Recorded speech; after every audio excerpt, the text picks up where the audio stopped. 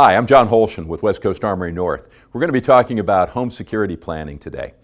And what we want to do is we want to take a systematic approach. We want to ensure that we get the most bang for our buck, that we accomplish our objectives. And the way to do that is this systematic approach.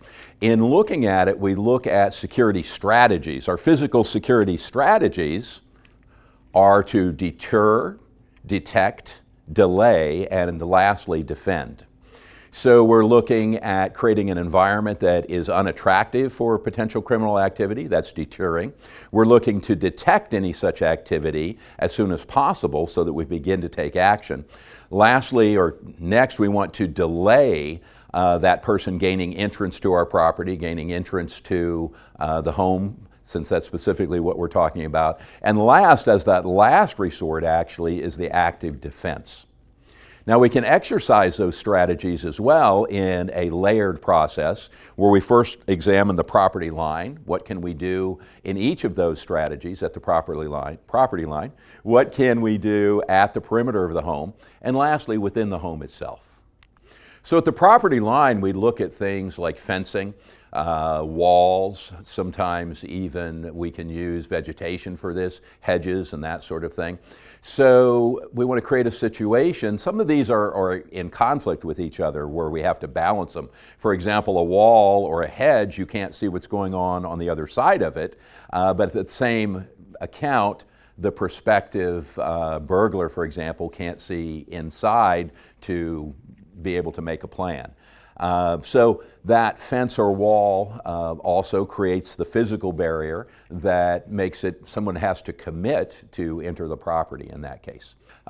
Things like closed circuit television allow us also potentially to have awareness of what's going on outside at the property line. Of course, I mentioned dogs, and yes, even a small dog can be a deterrent to someone who wants to get in surreptitiously and conduct some activity. So that can be part of our defensive plan as well. In some cases, we want to consider communication. For example, if I do have a gate on the driveway, it's nice to have an intercom there as well so I can communicate to people that are wanting to gain access. So those are some of the measures that we can take at the property line. When I look at the exterior of the home, things that I think about, again, I want to both maintain awareness and I want to be able to deter and delay at that point as well. Visual cameras that are actually visible to a potential intruder may in fact produce deterrent. Lighting produces deterrent in some circumstances. Again, if they want to be hidden surreptitious, good lighting is an unattractive situation to them.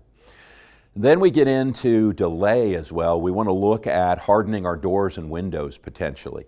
The typical hardware that comes with doors, the screws that hold the hinges in are very shallow. If you go on YouTube, there's lots of videos, both in the security industry or actual home surveillance videos of doors being breached. And the fact of the matter is that the standard door is nothing more than a delay. A good kick to the door will cause it to fail in most cases.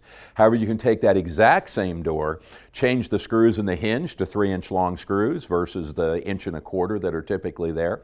Ensure that your deadbolt throws deep into the door frame, locks that side of the door, and just with those two relatively inexpensive measures, you've now created a much more secure door. So the last area that we consider in terms of physical security is the actual interior of the house itself. At the very least, I encourage people to have a room that has been hardened so that it provides, again, another delay. So in some houses, we've even looked at partition doors, a door in the hallway type of thing, where if all the bedrooms are, for example, in one hallway, would you want to put a partition door in that hallway that particularly at night might be closed and secured as well.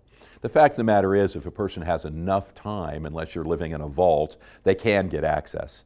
But the longer we can delay them, the least likely that we'll have to engage them, that law enforcement has time to get there. If you're going to have defensive tools, of course, the responsible thing to do and what we recommend is get training, be educated, be a responsible owner of firearms, for example. If firearms are going to be in your life, we want you to be safe, sane, and responsible with them. So that's a quick overview look at some aspects of home security planning.